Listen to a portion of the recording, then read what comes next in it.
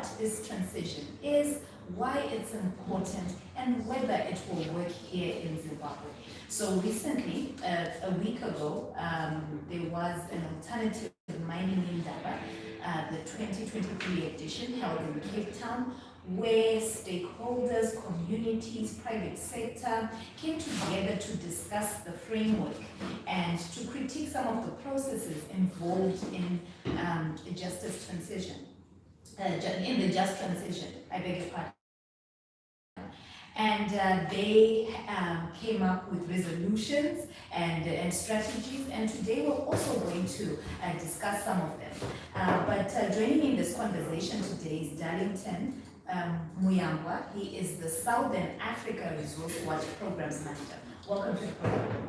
Thank you very much. Thank you very much. I didn't attend Ami, but I hope I managed to summarize that correctly. You did manage to summarize. So it's a meeting that is done on the Africa Mining Indaba. This way you have the business and the governments talking about mega deals, talking about investments in the sector. So communities realized that we needed to have an alternative conversation that speaks of human rights abuses, that speaks of damage and loss, that speaks of a community-based conversation on natural resource governance. Because often than not, these are missed when governments, when corporates, the drive for corporates is the drive for also government is taxes and revenue. Profits are important. I think in the correctly so, you're keeping on calling it justice transition because that's where the word comes from, of just transition. So it's the idea of justice, that there has to be some justice. And justice is about equality, it's about opportunity, it's about making sure that there is a balance, and it's about also accountability. So that's where the word just in just transition is driven from. And then transition, what are we talking about? We're talking of energy transition. So as you know, the world has been experiencing climate change, and climate change has been attributed to human activity mostly that results in carbon emissions into our atmosphere. I don't want to get technical, but what I'm saying is human activities like driving cars, which are oil-based cars, generating electricity, all of this emits carbon into the atmosphere. And it is this carbon that has been causing the greenhouse effects, and the greenhouse effects resultantly have been changing our climate as we know it. It's becoming hotter. Rainfall is erratic in most places. We are getting a lot of flooding in some areas and cyclones in the case of Zimbabwe, for example. So all of this has been attributed to that. So the just transition now is a conversation to say we are not emitting the same. So how do we regulate differently? We are not all responsible for greenhouse gas emissions equally. For example, Zimbabwe and Africa's carbon footprint is the lowest globally. Some have industrialized because of coal, for example. But now there are conversations that we need to use less coal. So in these conversations, how can we make sure that they are just? Because it's not just a switch somewhere where you say stop coal, but it's about stopping coal to what? Stopping coal, then what? How do we develop? How do we build our infrastructure? So there's a global conversation of how do we change the fossil fuel based kind of energy into renewable energies. But to change, we need it to be just. We don't need to have a blanket approach elsewhere, everywhere else. It has to be an approach that brings in the equity dimension. It has to be an approach that brings in the need for infrastructural development for certain countries. And also other countries need to also be responsible. The biggest emitters, they also need to invest into this transition so that it becomes possible, because they are well advanced. They are already talking about electrical vehicles, for example. But here we are still talking about a different kind of development stage. And we are still depending on these, greenhouse, these fuels, the fossil fuels. For instance, here in Zimbabwe, we have a 300 megawatt unit, at the one day thermal power station. I think actually it was Unit 7 and 8 that was recently refurbished. Yet we're talking about this transition.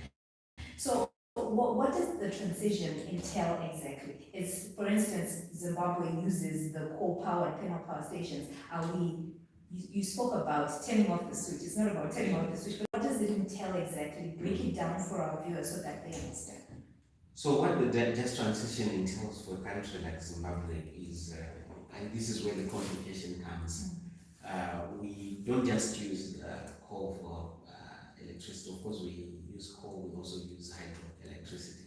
So the thermal and the hydro is what we rely on a lot. And then, of course, we've been seeing gas use has also increased. But primarily, this is what we need. And the contradiction is it's not even enough. That's why we still have load shedding and all this crisis. So we still have to get there yet in terms of having enough energy to sustain our development, to sustain our livelihoods as Zimbabwe. But the global world is already shifting and moving away from this. And so there's number one issues around stranded assets. How are we just going to lock down our coal and not produce anymore? What is the cost? What is the implication to industry, to jobs, to livelihoods? So just transition concerns itself about that and around that. Then secondly, even as we are doing our coal, we're not the biggest coal users currently. The biggest coal users are also not found in the south and parts of the world. It's in the global north. So we, even though we rely on it, we're not even polluting as much. Because it's not just the energy, but it's also even cars, in terms of cars. We don't have the big amounts of emission as recorded elsewhere. So that is why even as a country, we should, yes, concern ourselves because there's a global movement, but we should be very practical and be based on reality around livelihoods, economy, and what it means to our energy supply. But we need to still have one eye in the future. And that future is about solar energy, wind energy. How do we start to have these technologies in place so that we replace slowly the fossil fuel based supply? It's interesting how you bring up the issue of stranded assets. You're saying that the just transition means you're not going to just abandon the infrastructure we had. It's a process. We need to have an eye in the future. But to what extent does Africa, I want to come back to Zimbabwe, to what extent does Zimbabwe have a voice in this journey, in this just transition journey? Zimbabwe and Africa, remember you said we are the least emitters of these greenhouse gas emissions and the use of these fossil fuels. To what extent do we have a say? Because one, we bedeviled by unemployment, the issues around poverty, food insecurity, and now you're talking about transition. To what extent do we have a say in this conversation? So Africa and Zimbabwe's voice has been muffled for a long time, especially in conversation around the COP, where Africa has been pushing for investments into transition. But the voice has not been loud enough, mostly because it's a political economy issue. It's where they say voting rights, where is the money to invest. So when you have less, you're likely to have your voice also not loud enough. But there is recognition even in these spaces that the Global South plays an integral role in the just transition. Number one, because even in Africa we have, in the DRC we have the forest that results in a lot of carbon sinks, which helps naturally to regulate the atmosphere. And you cannot ignore the least polluters because they play a role, they have been responsible. So Africa, Zimbabwe has also been responsible in the way that we've been conducting it. We've been reducing and mitigating even impacts. More importantly and more recently, the critical minerals that are found in Africa are very important for us to have a voice and more louder in the conversation. For example, Zimbabwe's lithium. But why have that? I don't know whether to be angry as the host of the show. Why don't we use that as our leverage?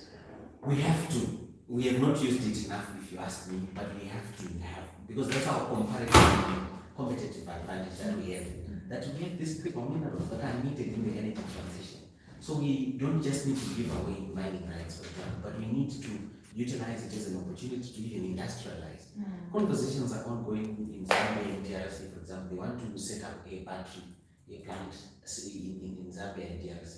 That's the kind of things we want. We want lithium ore batteries to be manufactured here in Africa, rather than take the lithium, take it elsewhere and then get an end product. And you know the prices of lithium batteries, you know the price of solar panels is high in our context.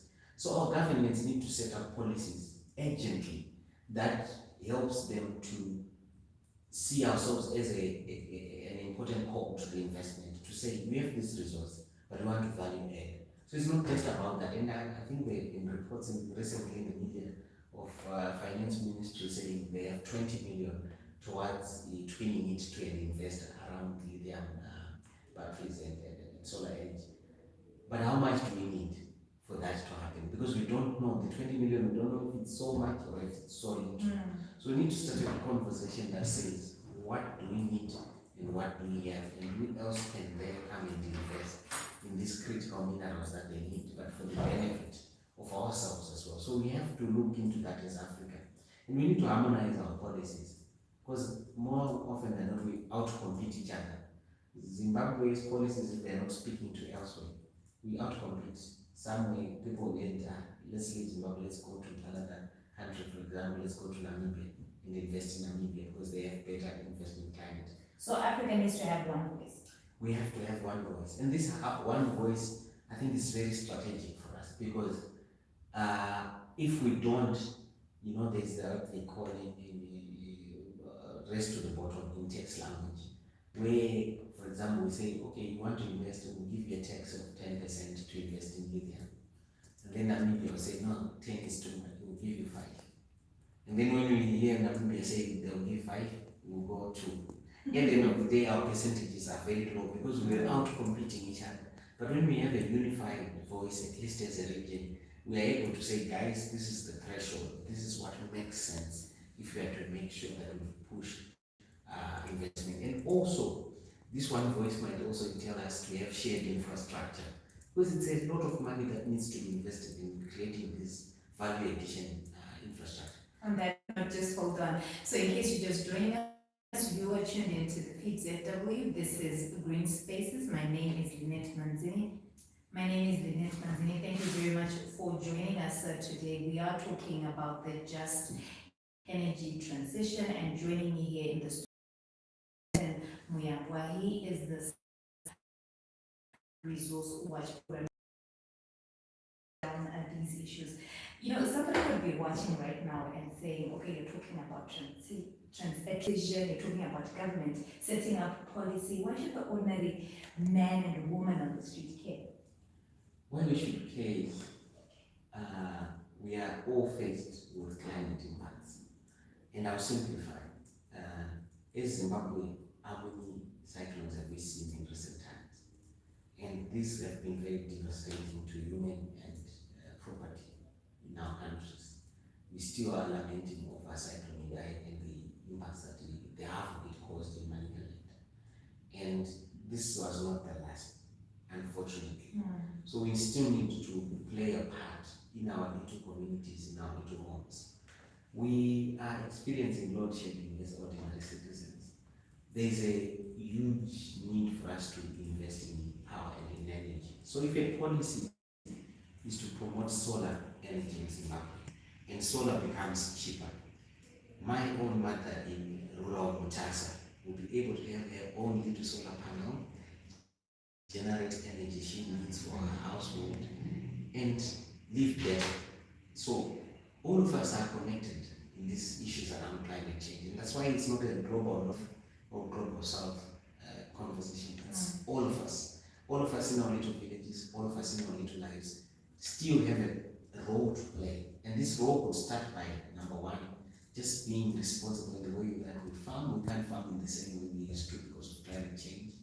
Being adept and also understanding what climate change is, the changes we need to do, how do we need to be more environmentally friendly, because our environment is becoming more sensitive. We should care because it's about our future, it's about our children's future. And without us addressing it now, the challenges honestly are becoming even more and more. So it's an ordinary citizens conversation, and that's why when we talk about the policy, when we talk about the changes, we need to also connect with the human life, connect with the ordinary citizen and what this means into their own lives. It is a very important issue because we've had of the issue around insecurity increasing because of this phenomenon, and lives that were lost, like you mentioned in the cyclone Eli. Now that we've gotten the audience attention, telling them why they should care, let's go back to government. What needs to be done? Will this transition work in Zimbabwe? What needs to be set in place? I know you said policy. Is policy the first port of call? Maybe the second. The first one I would say is having information and conversation sharing with the bigger majority of our country. I'm not seeing enough conversations being run and driven by government around educating people of where we are in terms of climate, around educating people on what needs to be done in order to mitigate the impact we are facing, and more importantly, around the future that we envision together. So I think it starts with that. Then the second arm, of course, is policy. Policy is important because it gives us a direction, a strategic plan to say this is where we're going, these are the targets we are hoping, and these are the roles that the different players need to do. And then policy also will lead to fundraising, it will lead to resource mobilization. And these resources are both internal resources or domestic resources, as well as international and resources that we can get from other multilateral institutions, donors, and everyone else who's investing in climate change. And then when we do that, we then implement. Zimbabwe, I'm so tired of saying this. It's unfortunate that we are known for having brilliant blueprints, but it's in the implementation, right?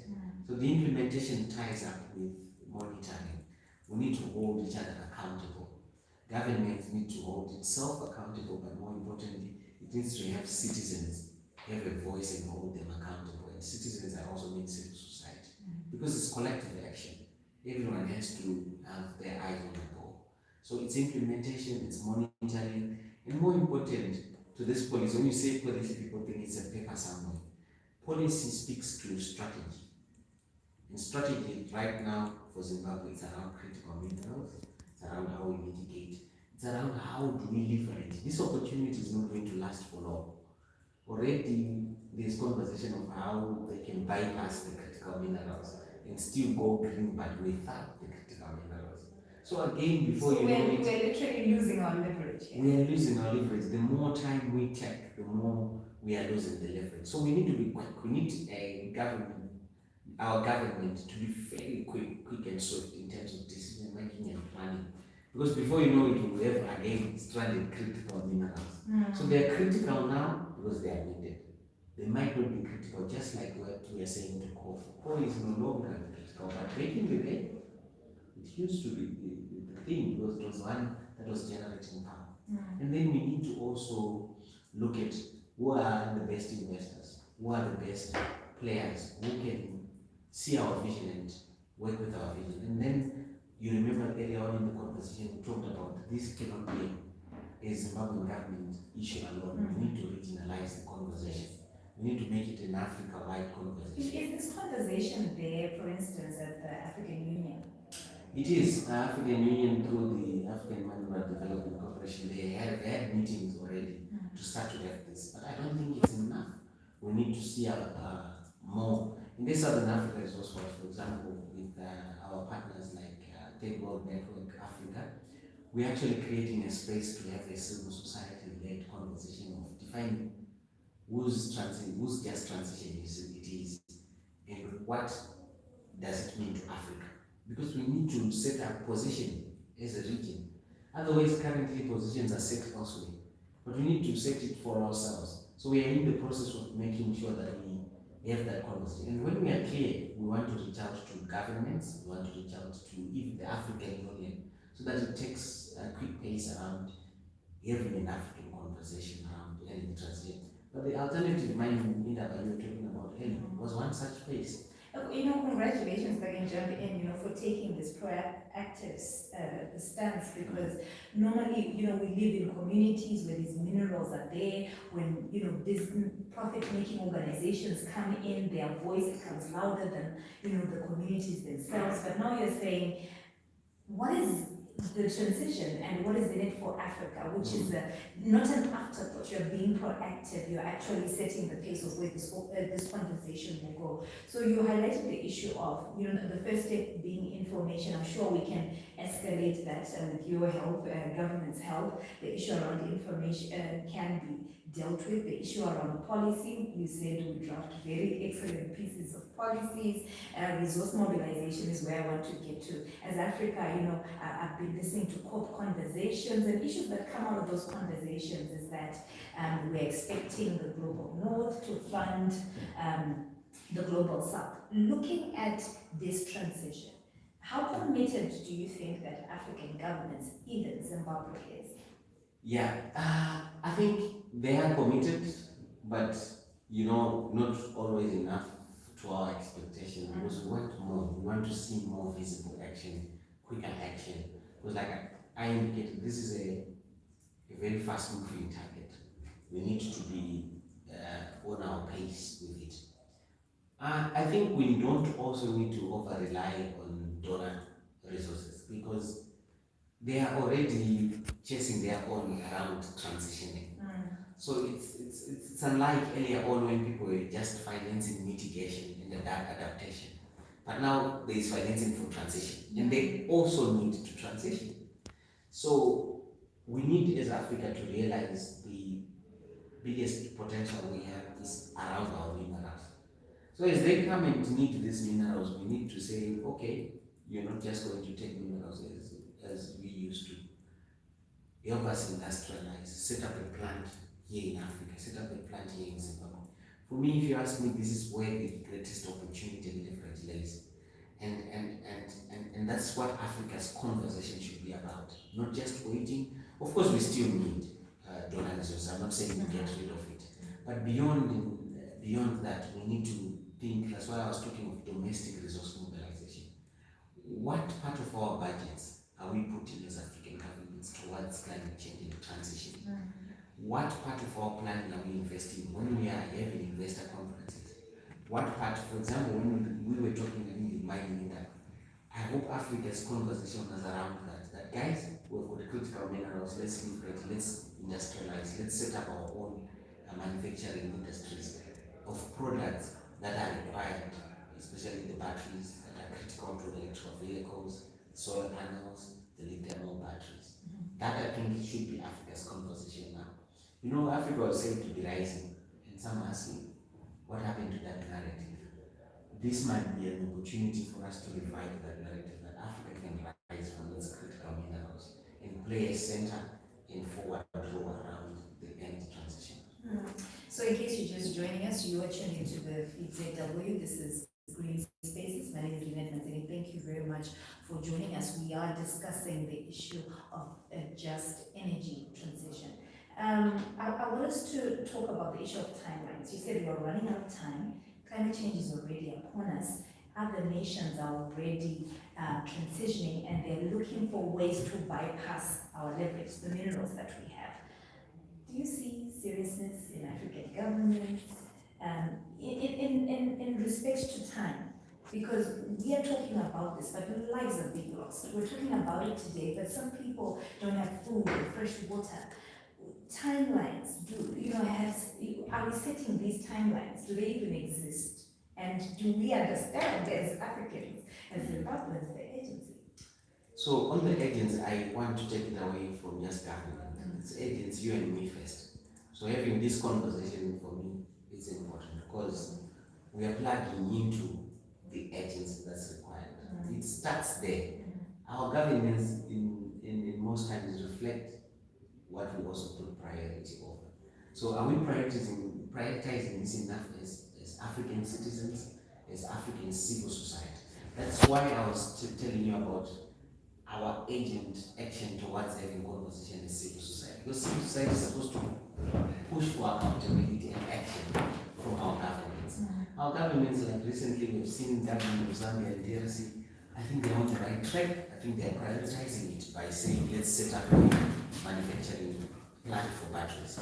Our government, by saying 20 million, I think they are part of the conversation. They are realizing and recognizing that we need to transition. South African government, they are saying, let's decarbonize, let's reduce our carbon emission and the contribution of coal to electricity. I think these are pockets of good potential. But is it enough? Like I said, we're not going to be satisfied unless and until we have a concrete plan and when we start to see things moving. So as civil society, as citizens, our role is to knock on the government's door every day, literally, to demand to say what action are we taking, because we depend on that first action. Darlington, I want us to move on to the alternative mining industry. What were some of the lessons that you came with from this industry? Especially in the Zimbabwean context. I think for us as Zimbabweans to be part of the voices of nations in Africa. So the alternative mining industry offers that space. We connect with each other, connect with the work that we're doing in the different countries. So just sitting and sharing lessons is equally important, because when we come back with strategies. Then the alternative mining industry space, I think, also renewed our focus on the environment, the social and the governance issues around mining. It also renewed our interest and focus as civil society, that this is the time for us to take action, and that is what is inspiring our continued conversations, that let's not wait for governments. If we wait for government is bureaucratic, it's slow, it might not be adequate time. So we have an agent call that we're making as civil society across Africa, to go back to our countries and start having conversations with our government, with the mining companies. I think a critical point that was raised was the need for companies to also come through. No. Yeah, they were at the end about representatives through the I7. They were there. But to come through to the just transition conversations, companies cannot fold their hands. Be it companies that are into fossil fuels, they need to then say, how are we transitioning? What are we doing to ensure labor rights? But more importantly, companies, new investors that are coming, how can they provide investment models that are more energy friendly, that are more, focused on the communities and put people first. So there was that urgent need to involve companies and corporates that are into mining. And I think the most important thing that we bring back here to in Zimbabwe is that issue around regional integration and having conversations that are not just Zimbabwe focused, but that are focused on the region. You don't get it when we talk amongst ourselves, but you get it when we talk about, or when you talk to each other around how can we collaborate and come together. So I think the alternative mining in that space has that. There is so sense of agency, sense of engagement, and sense of community action. So we are going back and feeding into the communities. So the alternative mining at the regional level feeds into national processes, provincial processes, and localized processes. So we hope that every Zimbabwean will have an opportunity to be part of this conversation and to know and understand what the energy transition is all about, and see that they play an important part in that matter. Putting people first, I mean, that's a very excellent, it's a very good approach, because they are always an afterthought, but this time we're putting people first. But before we go, we have run out of time. Your final words about justice, this just transition to our viewers. I think my final thoughts to our viewers is the just transition is real, it's here, it's not going away. We need to be involved as communities, we need to make sure our voice is heard. So that mining just doesn't happen for the sake of the corporates and the government, but it happens for the sake of everyone. The 3 P's I was talking about, profits, planet, people, they need to have balance, and it is us as society, as communities, that need to ensure that that balance is maintained. And we don't need to be left out, we need to transition. And this transition also can happen in our individual lives. Let's be more responsible to the environment, the way we use energy. Gone are the days where you leave your lights on when it's not necessary. Let's save energy, let's save our environment, because it's all of our responsibility. Thank you. So our setup needs to also transition. Oh yeah. in the future. Okay, so thank you very much for joining us in today's conversation. That was Darlington Muyambwa. He is the Southern Africa Resource Watch Programs Manager, and he was breaking down the just transition issues and giving us some of the issues that emerged from the alternative mining in putting people first. So the profits, the people, and the planet. So there needs to be a balance there. You can also take part, you are part of the conversation, you are part of the solution. We need to take part because climate change is already upon us, and we have to do everything it takes. So thank you very much for joining us today. Until next time, my name is Ninette Manzini.